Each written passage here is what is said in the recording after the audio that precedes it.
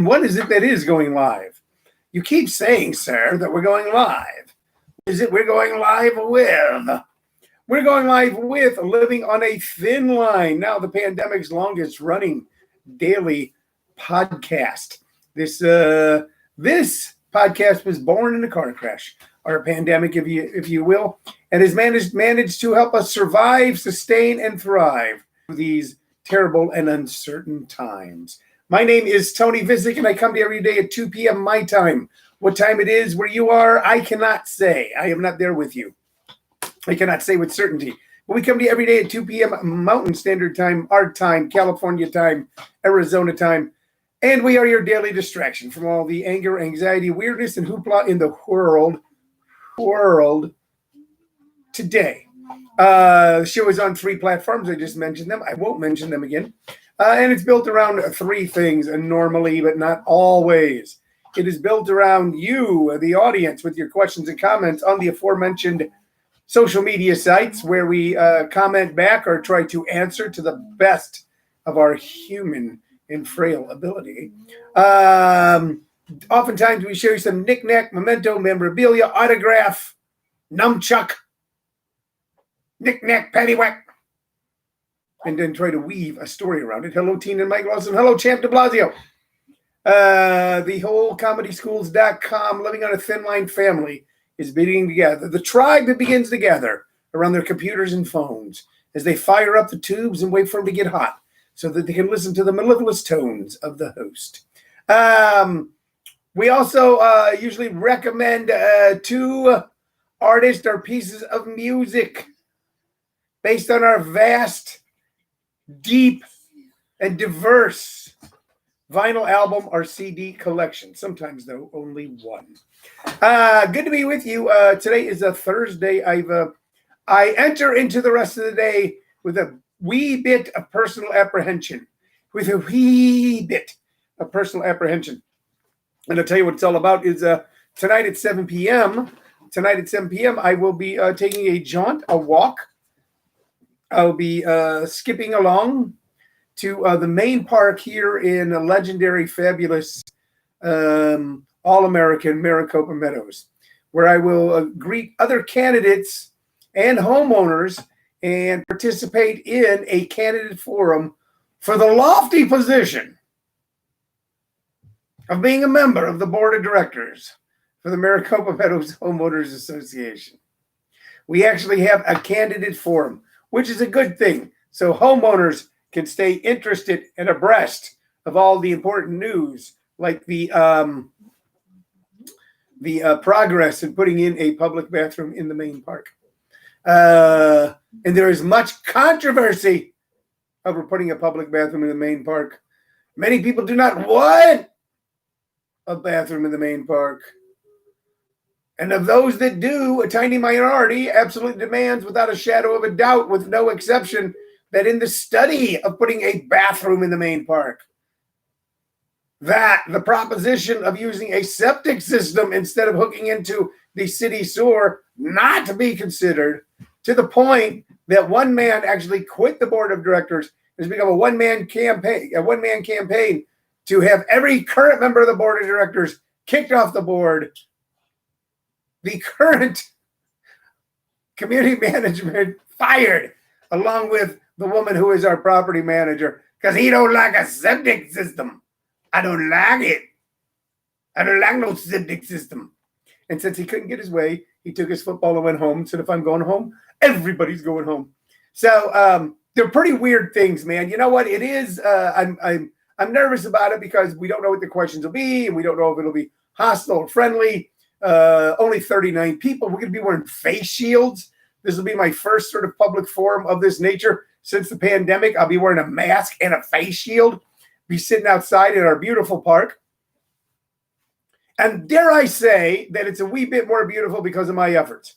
And dare I say, most of you are sitting there going, this sounds crazy. And why is he talking about this on a worldwide podcast? Well, because I talk about whatever I want on this show, and it's something to talk about. It is, by the way, I want you to consider this, you guys and girls, ladies and gentlemen, dads and chicks. I want you to consider this. That is what democracy is all about. That is what living in a representative form of government is all about, is being involved in a productive and positive way in your local governance. You know, they vote for president in Russia. They vote for presidents in a lot of dictatorships and despots. A lot of despots have elections and they have huge turnouts. Voting for president is not what makes a democracy. What makes a democracy is these little tiny, teeny organizations where people get together and self-govern to the best of their ability to make their community better. People who volunteer for to be umpires on softball leagues and little league teams, and organizations I don't agree with politically, perhaps like the American Legion, and then I might more to VFW and the Chamber of Commerce and homeowners associations and all the little organizations and volunteer groups, extracurricular organizations, Democratic club parties, Republican club parties, and being involved with them and making you participate in making your neighborhood better. Now, your neighbor might think you're making your neighborhood worse. I don't agree with what they're doing. Then your neighbor should participate in some meaningful way as well. And that's what makes a democracy, is being able to make a difference right there in front of you with what you can see, taste, touch, and feel. So what's the lesson, kids? Is Dad trying to tell us a lesson? Well, perhaps I am. Perhaps I'm telling you, man, get involved. Get involved locally. Don't get involved to the point where it's 40 hours a week and you already got a 40-hour-a-week job and half it's on Zoom and you're going insane. I get that.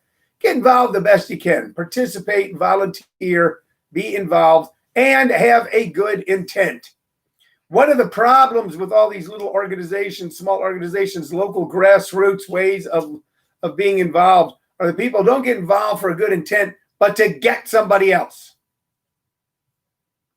You know, a lot, unfortunately, of American political life doesn't have to do with helping people, making sure people you don't like don't get stuff.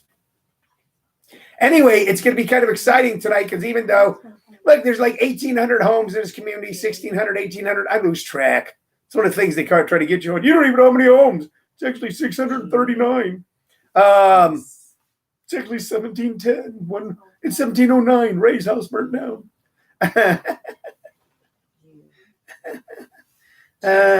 And seating is limited at 39, even though it's outdoors, following CDC guidelines. I doubt if there'll be 39 people. I doubt there'll be 39 people coming out. What makes it look like my community is some sort of crazy Civil War fighting Hatfield and McCoy community is not the gorgeous park or the kids playing it, or parents out there teaching their little kids how to ride a bike, or people jogging, or older people walking, or people playing disc golf, or people taking their kids out to feed the fish or the ducks out in the pond. None of that is what makes us look crazy. What makes us look crazy is Facebook. Facebook makes us look crazy because a small minority of this community have started pages with the name Maricopa Meadows in it. They started pages, like, who to Maricopa Meadows? What? The Maricopa Meadows. Those are the names of any of the pages. And then people think those are the official pages. And then sometimes the most vicious and emotionally violent get on these pages and attack their neighbors like they're Beelzebub himself. And I'm going to stand up to that. Anyway, that's why I'm a little jacked up today, because I'm going to be at a place where my neighbors are going to put questions in a bowl. And it gets crazy. It's like we hired an outside attorney to be the moderators. What do you pay the attorney? Why an attorney? What firm? Is it a firm or is it a soft firm? Is it a firm mattress? Is it mattress firm? Did you hire a mattress firm, or did you just hire? Why an attorney? Why not a justice of the peace? Why not didn't you hire a retired brigadier general? I demand answers. I know it's 3 o'clock in the morning and I just woke up to pee because I'm in my 60s and my prostate doesn't function properly. But because of that, I was angry and I posted on Facebook, why an attorney? And I found out at 3:15 a.m. you did not answer. That's $1. If you heard a voice say, that's $1 right now. First time, that's a good time to take a break from subject number one of today's podcast. That is a deal I've made with a man who is oftentimes my co-host. They can see you right now on YouTube, Sullivan. They can't see you on Facebook. Stick your head and say hello. Say hello. Hello. There you go. Very good. I have proof of something. He has proof of something. Hold on. I made a deal with him that every time I curse, he gets a penny. So isn't that what we said, a penny? I think it was 50 cents. 50 cents. Every time I curse, he gets 50 cents. And he was sitting on the floor and intently listening. You want your kids to listen to you? People always go, you kids don't listen. Going into a new topic now. People want to know how to make their kids better. All right? People go, you kids don't listen. I don't know why you kids don't listen to me. Here's how you get your kids to listen to you and your grandkids. You tell them that every time you curse, they get X amount of money. Man, they are listening nonstop. They'll put listening devices in your house. They'll actually get in contact through the YMCA or the Boy Scouts or whatever organization hasn't been destroyed by lawsuits because of predatory behavior of some of the people who were involved at one time 20 or 30 years ago. And they'll listen. They'll listen intently to every word you say because you're waiting for you to slip up and say something untoward so they can get paid. Then they go, pay me. You have a 6-year-old going, man, you use some words you ain't supposed to use to pay me. So right now I owe my grandson Sullivan Ramirez, according to him, although I'll have to go back and look at the tape for the official record. According to him, I've used 2 words that word was not supposed to. And I owe him $1. I ought to, when he's older, get him to fine me for poor grammar and bad syntax. Then we'll have an even better podcast. Anyway, hey, what else is going on, ladies and gentlemen? I don't know. We got people watching here. Tom Hale, Andrew Freeman, Joe Gannon. A lot of people are tuning in. What we've discovered. Hey, here's what we discovered. Hey, Marshall, here's what we discovered. Is there's a large amount of people that actually watch and listen to this show after it's done. After it's done. I have been in contact more and more in the world with people who then, while talking about a separate subject, go, hey, we watch your show. We listen to your show. It's really good.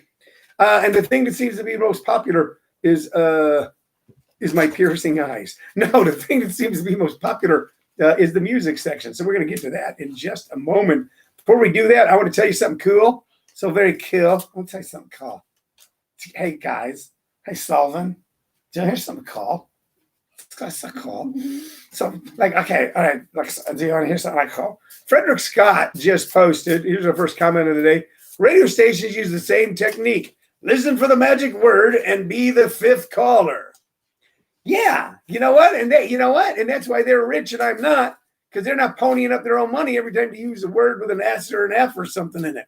But me, I'm going broke, paying out civil fines to my own personal FCC. Who's done with FCC? Sullivan and me. All right, there's his face once again. The face of Sullivan. I'll tell you about some cool things that are going on right now. Not right now, there's coming up this weekend. Do you like live comedy? Do you go, we need to go out even though things are still crazy? When we go someplace out where we feel a certain level of comfort, a place that is respecting social distancing norms at the same time offering us something special, then look no further if you're in the greater Gilbert area, are in Phoenix, are in greater Arizona, than JP's Comedy Club. jpscomedyclub.com. What's that website? jpscomedyclub.com. What's that website? jpscomedyclub.com. Check on there because great shows there this weekend, all weekend. Thursday, 1 show. Friday, 2 shows. Saturday, 2 shows. We have Arizona legend, national comic Ron Morey. Ron Morey is one of those guys who should be more famous than he is. And if you go out and see him this weekend, you'll see why. If you see him this weekend, you'll see why. One of the funniest, most entertaining guys. And by the way, it's not like he talks about anything controversial or any hot button issues or tries to get people in any sort of trouble or rips into the audience or any of that sort of stuff. He doesn't do any get 'em comedy. He's just pure funny. I've known Ron for decades. He probably wouldn't like me to say that. I've only met Ron a week ago. He's only 18. Go out and check it out. JP's Comedy Club, jpscomedyclub.com, 860 East Warner Road, Gilbert, Arizona. You're also going to be watching this space when I start doing Zoom shows, hybrid shows, live and on Zoom, right out of JP's Comedy Club. Be doing that very, very soon. We got that going on at JP's Thursday, Friday, and Saturday. Now, let's just say you're not in Arizona. Let's say you're not in Phoenix. Let's say you're not in Greater Gilbert. And you still want to be entertained. And let's say that you're a little tight on cash right now. Well, then I still got something for you. Yes, I do. Oh, yes, I do. I got something Friday night, absolutely free. I don't have a high note anymore. Absolutely free. I don't have. Can you say that real high? Free. Can you do that? Go ahead and do it. It's not participating in the democratic process right now. Okay, Sullivan's not participating. Free. Oh, there I get it. Free. Okay, that's good. There we go. Absolutely. This Friday night, I present on Zoom. Yes, like Houston, Texas. Joe Gannon. We're used to Joe Gannon. It's so great that Joe Gannon's here. Hi, Joe. Joe, it's when we have special guests like Joe. Joe is a very funny man. Joe happens to live in Houston, Texas. Joe is going to be on the Class Clown Show this Friday night. How can that be, Tone? You're in Arizona. He's in Texas. How you gonna do that? Some sort of magic? Yes, the magic of Zoom. We have a free Zoom show for you Friday night. Class Clowns, longest running comedy showcase. Perhaps now we might be the longest running comedy showcase in the United States. I know we are the single longest running comedy showcase in Phoenix, most likely in Arizona, a named comedy showcase. We might be the granddaddy of them all right now. You start out as a little baby and you end up as a granddaddy or a great granddaddy. And we may be the great granddaddy of comedy showcases. Class Clowns this Friday, 7:30 p.m. Mountain Standard Time. If you would like to attend, if you'd like to see what it's about, this is the show that has seen people go all the way from their very first show to national television. If you'd like to see what it's all about, drop your email here in the questions or comments. Or email me, Tony Vicich at comedyschools@hotmail.com. I'll send you a link sooner than you think, and you'll be able to watch it absolutely for free. And then Sunday afternoon, boys and girls, moms and dads, children of all ages, if you're in the greater Gilbert area and you'd like to see me personally, if you go, I'd just like to see Tony personally. I know I can't touch him. I know during the pandemic I can't touch Tony. Tony needs to be touched. Well, we can't touch him, but maybe we can just see him. If you'd like to do that, then this Sunday afternoon at 5 p.m., I will be at JP's Comedy Club with a live Class Clown show. That's this Sunday, 5 p.m. Tickets are available only at the door and $15, and only 40 tickets will be sold. So that's some of the cool stuff we got coming up. Just thought I'd mention some of that to you. Were there questions here from the production staff? I have Yes. proof You have proof of a ghost. of a ghost. Here it is. Here it is. Well, I've never seen stronger proof in my life. That's a shopping list. Okay. Oh, it's a shopping list. That's close, though. Here it is. Okay. There you go. An actual ghost.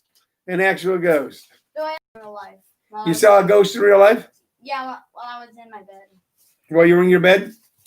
Yeah, well, we all see crazy places. There's something. And I got really scared. Huh? I got really scared. I've been scared in bed too, son. It's okay. Now.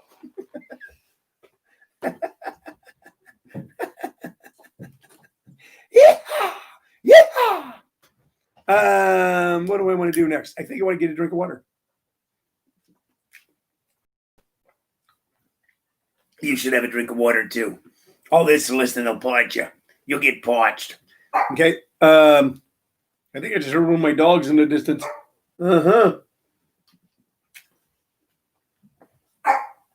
All right. Let's get to how much time do I have left, Cheryl? 10 minutes. I got 10 minutes. I got 10 minutes left to entertain you. I got 10 minutes left to make you love me. I want you to love me. Let's talk about the music, ladies and gentlemen.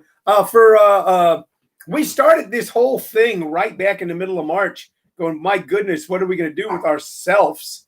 We got to do something to build our day around, and we started doing this. We used to do this podcast as the Facebook Live thing, something called The Show Before the Show, Friday mornings before we went on Comedy Schools, radionetwork.com, with like a more traditional, just sort of radio style podcast. We started doing this every day back then, and now it's become a big part of our lives, and hopefully yours too, and hopefully had a positive impact. And we're going, what do we talk about? And we just started grabbing things around the room, going, hey, look, we got this. Hey, look, we got that. Making everything old new again was the name of it. And then we started going through our vinyl album collection and talking about the records and trying to recommend to people either stuff they used to listen to and forgot how much they loved, or give somebody something brand new that they could actually then discover. And that's something I've done a good deal of my life. Like well into my 20s, I heard of Robert Johnson. Now, I'd heard Robert Johnson music when I was 12 or 13 years old because I had heard Crossroads by Cream. And anybody my age knows that song, Crossroads by Cream. And it was one of the biggest hits, one of the most enduring pieces of music of the rock generation. And just a lot of people didn't bother to look and see who wrote it. And those who did just saw Johnson and went, okay, Johnson. And then later on, we discovered it was written by Robert Johnson. Robert Johnson, legendary mythical blues man, a man who died at the age of 27, a man who, legend has it, at the Crossroads in Mississippi, sold his soul to the devil so he could play the guitar that good. Extraordinary guitarist, only a few records, died in the 20s at 27, and was resurrected for a much bigger audience than he ever played for in his life by one Eric Clapton, Cream, and Crossroads and other tunes. And I didn't discover that until later on. So sometimes music that came along before we were born, or even in a different century or different decade, when we discover it, will touch us in ways that we never thought we could be. So if you're new to some of this music, or if you're young and you go, wow, that was before my time, this is a great way to go a little deeper in the cut, to get to a different level and dimension in your soul. Now, you would think I'm going to talk about Robert Johnson today or Eric Clapton, but no. But when I talk about a deeper cut, a different dimension in your soul, an undiscovered room in your own home, wouldn't it be fascinating if you'd lived in a house your entire life and then one day discovered a door you'd never noticed before? It had always been there. And then when you opened that door, it led to a fascinating room full of all sorts of gifts and treasures that had been right in front of you the whole time and you didn't see it. That's how I think of the music of Leonard Cohen. When you hear Leonard Cohen for the first time, it's new. But when you hear Leonard Cohen for the first time, it's like something that was always alive in you is awakened. Something that was dormant and asleep peacefully comes alive and adds a whole different dimension of joy to your life. It's like the type of music that makes you realize and believe without a shadow of a doubt there's something else more in the universe than the corporal realm. Look up at what I mean by that. This was Leonard Cohen's first album. This is the original album. Leonard Cohen was a fascinating guy. He's from Canada. He's Jewish. Nothing really says singer-songwriter more than Canada and Jewish. No, it doesn't. You don't think that way. Although so many of our significant singer-songwriters and artists of the 20th century in 20th century America were Jewish and certainly Canadian. Bob Dylan, of course, being Jewish, but not Canadian, but living so damn close to the Canadian border where he grew up in the Iron Country in Minnesota that he could have been. Leonard Cohen is now much more well-known. He passed away in 2016. He started out in life wanting to be a writer, wanting to be a poet, and was an abysmal failure. It was an abysmal failure. And then moved to, I believe, Los Angeles, and then started writing songs. And then fell in with Andy Warhol. Andy Warhol, one of the strangest and yet most intriguing men of the 20th century. Pop artist Andy Warhol, known primarily for his quote, his famous saying, "In the future, everyone will be famous for 15 minutes." He said that in the 60s, no one could figure out what that meant. Here we are in the land of Facebook and Twitter and Instagram, where sometimes someone just from their basement gets millions of followers. He said everybody will be famous for 15 minutes. And for his pop art, where he would just then take a picture of a soup can, then frame it and say, "That's art. I defy you to tell me that it's not." He fell in with Leonard Cohen fell in with a group that was known as Andy Warhol's Factory, a group of artists, poets, singers, dancers, heroin addicts, misfits, street hustlers who all danced around Andy Warhol and went on to create some enduring and legendary. I just lost the thread. Really special stuff. All right. On his first album, and Leonard Cohen was a painfully shy guy with a deep, deep voice.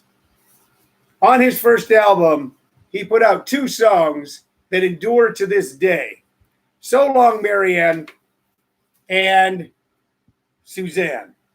Suzanne, then recorded in 1966 by Judy Collins, another Canadian singer-songwriter, also famous for singing both sides now. She recorded Suzanne and made it a cult hit. For years, Leonard Cohen was a cult classic. This album was a cult classic. You had to seek this album out. Only the most dedicated of music fans, of FM rock music fans, could find this album. But she recorded Suzanne and launched the legend of him. 3 of his greatest songs, of course, are Suzanne, Everybody Knows, The Cynic's Lullaby. Everybody knows that's how it goes.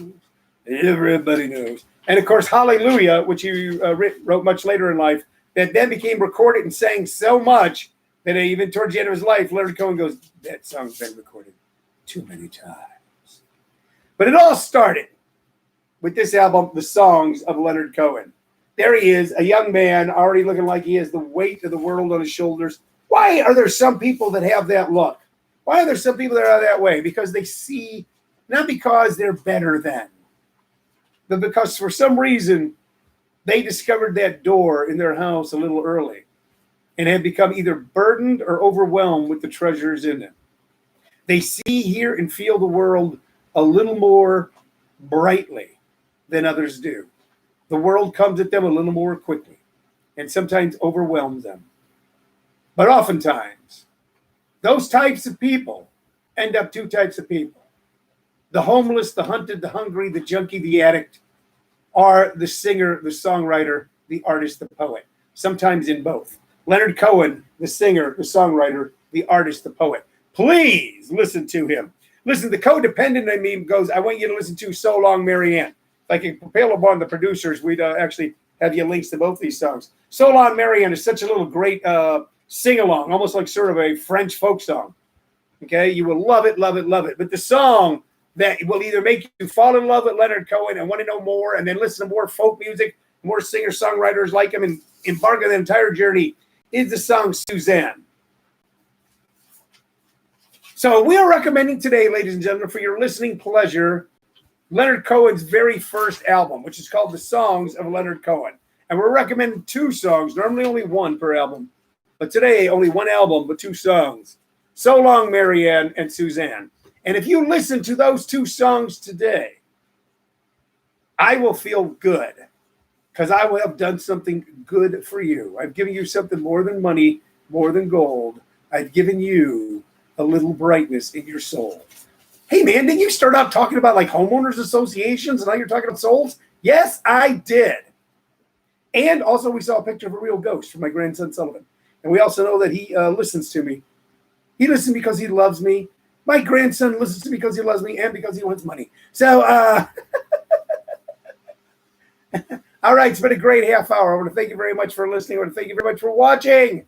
I'll let you know tomorrow how the whole shootout in the park went. There's going to be a shootout in the park with me and the rest of the people running for the board of directors for the homeowner association.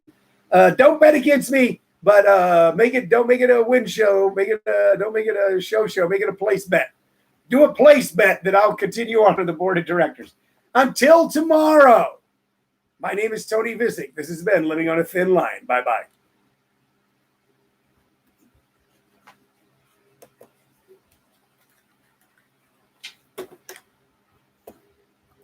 What are you smiling about?